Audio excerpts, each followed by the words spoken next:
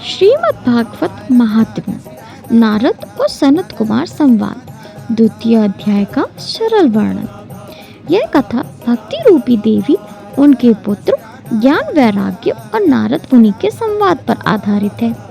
इस कथा में यह बताया गया है कि कलयुग में केवल भक्ति ही जीवों का उद्धार कर सकती है और इसका सर्वोत्तम साधन श्रीमद् भागवत कथा है।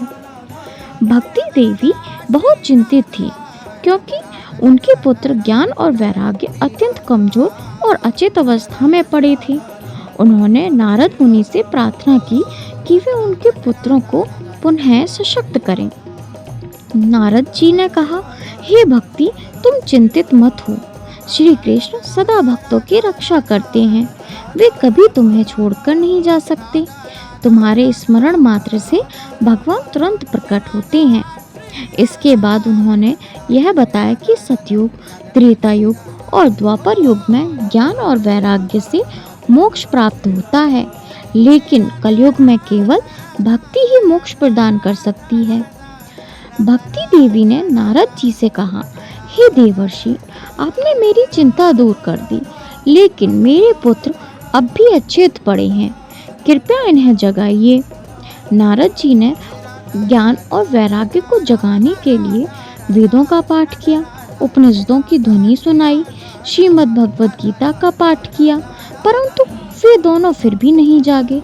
वे अत्यंत दुर्बल हो गए थे, उनकी आंखें आधी खुली थीं, शरीर कृशकाय हो चुका था और सफ़ेद बालों से भी अत्यंत वृद्ध प्रतीत हो रहे थे। अब नारद जी चिंतित हो उठे, क्या करूं? वेद, उपनिषद और गीता भी इन्हें नहीं जगा पा रहे हैं। नारद जी ने इस समस्या का समाधान खोजने के लिए विभिन्न ऋषियों और संतों से पूछा, लेकिन सभी इसे अत्यंत कठिन कार्य बताया। कोई स्पष्ट उत्तर नहीं दे पाया। अब नारद जी बद्रीनाथ धाम बद्रीवन पहुँचे और तप करने का निश्चय किया। तभी अचानक आकाशवाणी हुई, हे नारद, चिंता मत करो, तुम्हारा प्रयास सफल होगा। इस समस्या का समाधान एक विशेष सत्कर्म से होगा। परंतु आकाशवाणी ने यह नहीं बताया कि वह सत्कर्म क्या है। तभी नारद जी के समक्ष सनक, सनंदन, सनातन और सनत कुमार प्रकट हुए। ये चारों मुनि सदैव बालक रूप में रहते हैं और भगवान की भक्ति में लीन रहते हैं।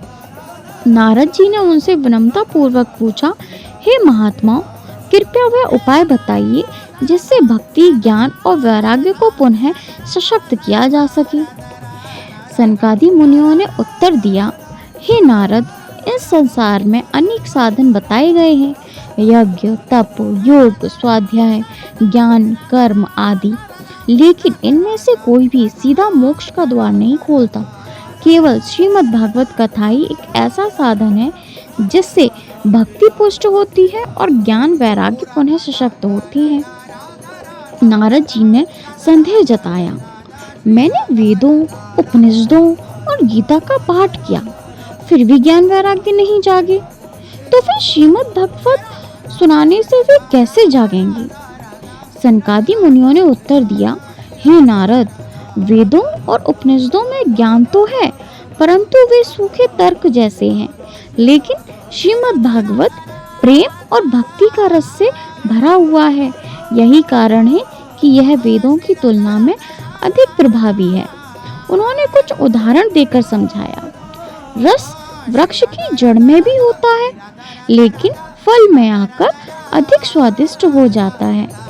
दूध में भी घी होता है, लेकिन उसे अलग निकालने पर ही उसका वास्तविक स्वाद मिलता है।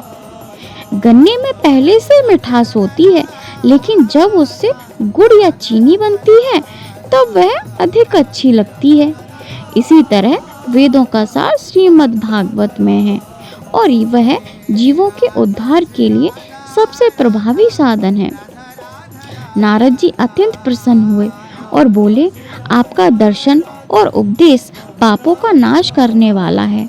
अब मैं श्रीमद् भागवत कथा के माध्यम से पूरे संसार में भक्ति, ज्ञान और वैराग्य को पुनः स्थापना करूंगा। इस कथा से हमें क्या शिक्षा मिलती है? कलयुग में भक्ति ही सबसे महत्वपूर्ण साधन है। वेद, उपनिषद और गीता महान ग्रंथ हैं, लेकिन उनके सार को सरलता से समझने के लिए श्रीमद् भागवत सुनना अत्यंत आवश्यक है। श्रीमद् भागवत केवल एक पुराण नहीं, बल्कि भक्ति, ज्ञान और वैराग्य को पुनः जागृत करने का शक्तिशाली साधन है। संसार के सारे दुख और पापों को नष्ट करने के लिए श्रीमद् भागवत कथा का श्रवण और पाठ करना चाहिए। सच्चे भक्तों और संतों का संग करना अत्यंत महत्वपूर्ण है, क्योंकि वे ही सही मार्गदर्शन कर सकते हैं। इससे क्या निष्कर्ष निकलता है? इस अध्याय में नारद जी ने यह निष्कर्ष निकाला कि केवल श्रीमद् भागवत कथा ही भक्ति देवी, ज्ञान और वैराग्य को पुनर्जीवित कर सकती है। अब उनका अगला लक्ष्य था संपूर्ण पृथ्वी पर श्रीमद् भागवत कथा का प्रचार करना।